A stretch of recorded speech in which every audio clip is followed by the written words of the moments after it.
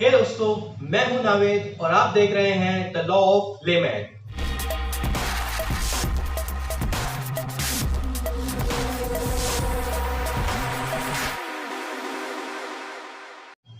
नाबालिग बच्चों के खिलाफ बढ़ते हुए क्राइम पर रोक लगाने के लिए सुप्रीम कोर्ट और पार्लियामेंट दोनों ही अपने अपने स्तर पर कुछ इनिशिएटिव ले रहे हैं।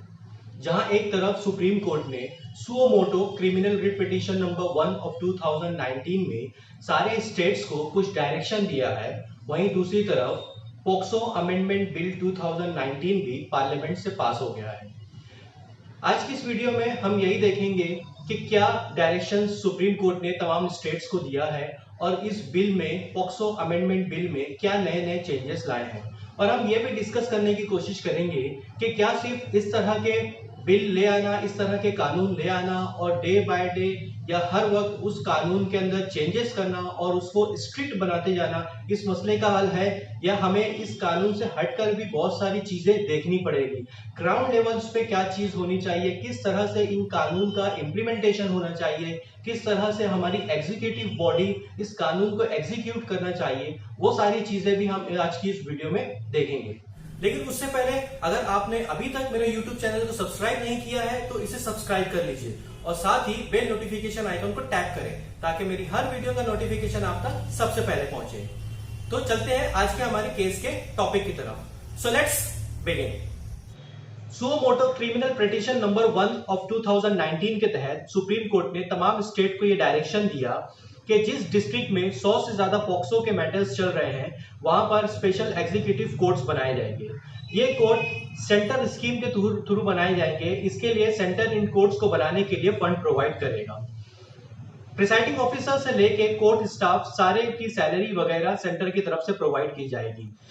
सुप्रीम कोर्ट ने यह भी डायरेक्शन दिया कि एक अवेयरनेस कैंपेन चलाई जाए, एक वीडियो क्लिप के जरिए लोगों को ये अवेयर किया जाए कि किस तरह से हम बच्चों की सेफ्टी को इंश्योर कर सकते हैं, किस तरह से हम बच्चों के खिलाफ बढ़ते हुए इस तरह के क्राइम को रोक सकते हैं।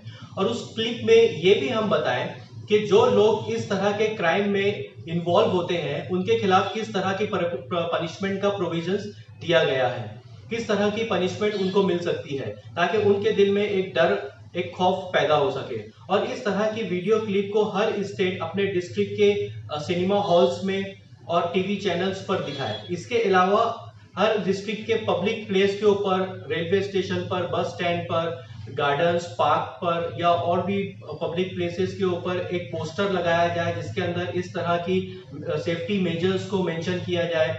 और साथ ही एक टोल फ्री मोबाइल नंबर या टोल फ्री नंबर भी, हेल्पलाइन नंबर भी मेंशन किया जाए ताकि इन केस ऑफ इमरजेंसी उस टोल फ्री नंबर के ऊपर कांटेक्ट करके इमीडिएट हेल्प ली जा सके। सुप्रीम कोर्ट ने सारे स्टेट के forensic science and laboratory centres के डायरेक्टर को ये स्पेशल डायरेक्शन इशू किया है कि उनके पास पॉक्सो मैटर्स से रिलेटेड जो भी एविडेंसेस आते हैं उन्हें वो जल्द से जल्द एग्जामिनेशन उसके ऊपर कंडक्ट करके जितनी जल्दी हो सके उसकी रिपोर्ट जो है वो पुलिस को या कोर्ट में सबमिट करें।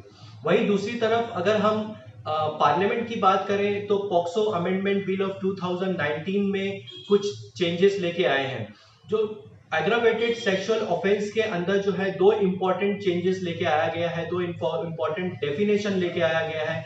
पहला डेफिनेशन ये है कि नेचुरल कैलेमिटीज के दरमियान, नेचुरल कैलेमिटीज मतलब बाढ़ आ गई या और सूखा पड़ गया या इस तरह की कोई नेचुरल कैलेमिटीज के दरमियान अगर कोई बच्चों के खिलाफ सेक्सुअल ऑफेंस करता है तो उसको भी इस डेफिनेशन में शामिल किया गया है। दूसरा कि बच्चों को किसी ऐसी तरह का कुछ केमिकल देना, कुछ ड्रग देना या कुछ इंजेक्शन देना जिसकी वजह से वो अपने वक्त से पहले मैच्योर हो जाए। तो ये दो इंपॉर्टेंट डेफिनेशन को इस नए बिल में ऐड किया गया है। इसके अलावा इसके अंदर पनिशमेंट, डेथ पेनल्टी तक का प्रोविजन इसके अंदर दिया गया है। जहां तक जुवेनाइल की बात है, अगर कोई ऑफेंडर इसमें शामिल है और उसकी एज 16 अबव है लेकिन वो बालिग नहीं है तो उसका केस जुवेनाइल कोर्ट में पहले भी जाता, अभी उसका केस जुवेनाइल कोर्ट में जाएगा। लेकिन उसका एडल्ट माइंड था या नहीं at the time of committing the offence purely juvenile court decide करेगा। और जुवेनाइल कोर्ट अगर डिसाइड कर लेता है कि at the time of committing the offence वो एडल्ट माइंड था उसका, तो उसको रेयरेस्ट ऑफ रेयर केस में डेथ पेनल्टी तक की भी सजा हो सकती है। और डेथ पेनल्टी का प्रोविजन भी लाया गया है, तो इसका मतलब ये नहीं है कि हर केस में डेथ पेनल्टी दी जाएगी। रेयरेस्ट ऑफ रेयर केस में, जिस तरह के दिल्ली में निर्भया का केस हुआ था, फिर कठुआ का जो केस हुआ, उन्नाव का केस हुआ, इस तरह के जो रेयरेस्ट ऑफ रेयर केस है उन केसेस में डेथ पेनल्टी का प्रोविजन है। हर केस में डेथ पेनल्टी का प्रोविजन नहीं है। यहाँ पर एक सवाल ये उठता है कि क्या सिर्फ कानून बना देना और टाइम टू टाइम उस कानून को अमेंड करना, उसको स्ट्रिक्ट कर देना, ये काफी है? मेरे हिसाब से ये काफी नहीं है। हमें मेहनत करनी पड़ेगी, हमें अवेयरनेस पैदा करनी पड़ेगी ग्राउंड लेवल पर। हमारा सबसे पहले अगर कुछ इस तरह का कोई इंसिडेंट होता है तो सबसे पहले विक्टिम किसको अप्रोच करती है? सबसे पहले विक्टिम जो है वो अप्रोच करती है पुलिस को। तो यहाँ पे पुलिस अथॉरिटी को बहुत ही अलर्ट, बहुत ही एक्टिव रहना चाहिए कि इमीडिएट वो लोग एफआईआर रजिस्टर करें। अगर इमीडिएट एफआईआर नहीं भी रजिस्टर कर रहे हैं तो उन्हें एटलीस्ट विक्टिम को मेडिकल एग्जामिनेशन के लिए भेजना चाहिए, और मेडिकल एग्जामिनेशन भी थॉरो एग्जामिनेशन होना चाहिए, कैजुअल एग्जामिनेशन नहीं होना चाहिए। कैजुअल एग्जामिनेशन मैं इसलिए बोल रहा हूँ कि इसके अंदर बहुत इंपॉर्टेंट पॉइंट मैं आपको बताना चाहता हूँ, वो आपको मैं आगे बताता हूँ। तो थॉरो एग्जामिनेशन इसके अंदर होना चाहिए, और थॉरो एग्जामिनेशन के बाद अगर पुलिस को ये लगता है कि सच में इस तरह का ऑफेंस कमिट किया गया है तो इमीडिएटली एफआईआर रजिस्टर करके एक्यूज को अरेस्ट करना चाहिए, और फिर इमीडिएट एक्यूज का भी मेडिकल एग्जामिनेशन कंडक्ट करना चाहिए। यहाँ पे कैजुअल एग्जामिनेशन मैं इसलिए बोल रहा हूँ कि कैजुअल एग्जामिनेशन कंडक्ट करने के बाद जो है, आज जो एडवोकेट फ्रेटर्निटी से ताल्लुक रखते हैं वो ये बात को अच्छी तरह से जानते हैं कि आजकल बहुत सारे फेक और फ्रिवलेस केसेस पॉक्सो के रजिस्टर हो रहे हैं, जिसकी वजह से इनोसेंट लोगों को सालों साल जेल में रहना पड़ रहा है।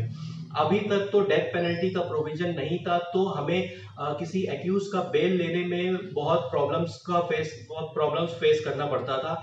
पॉक्सो के केस में किसी का बेल लेना मतलब इट्स नेक्स्ट टू इम्पॉसिबल चीज था ये, और डेथ पेनल्टी का प्रोविजन जिसके अंदर ऐड होने के बाद ये और भी इम्पॉसिबल सा लग रहा है।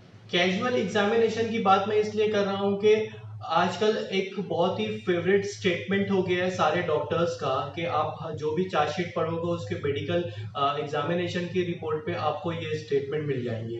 No sign of use of force is seen but sexual violence can not be ruled out. तो ये मतलब कि कोई भी फोर्स का निशान हमें बॉडी पर नहीं मिला है, लेकिन सेक्सुअली अब्यूज किया गया है उसको हम इनकार नहीं कर सकते।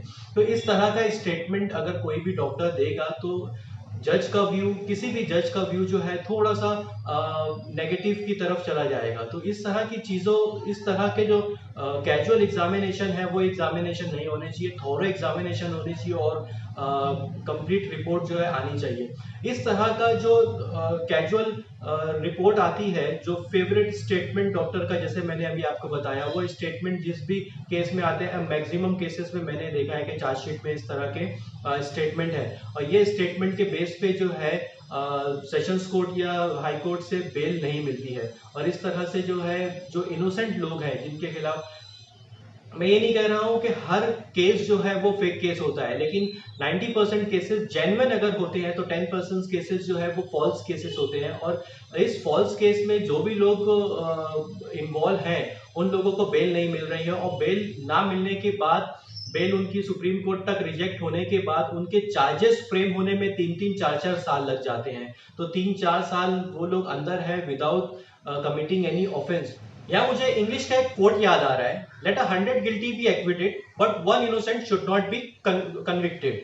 मतलब सैकड़ों गुनहगार छूट जाए लेकिन एक बेकसूर को सजा नहीं होनी चाहिए। इस टॉपिक के बारे में आपकी क्या राय है? अपनी कीमती राय का इजहार कमेंट सेक्शन में मुझे जरूर करें। आज के लिए बस इतना ही। लाइक करें अगर वीडियो इन्फॉर्मेटिव लगी हो तो, शेयर करें अपने फैमिली एंड फ्रेंड्स के साथ जिन्हें आपके हिसाब से इस इंफॉर्मेशन की जरूरत हो। और अभी तक आपने मेरे YouTube चैनल को सब्सक्राइब नहीं किया है तो इसे सब्सक्राइब कर लीजिए, और साथ ही बेल नोटिफिकेशन आइकन को टैप करें ताकि मेरे हर वीडियो का नोटिफिकेशन आप तक सबसे पहले पहुंचे। And finally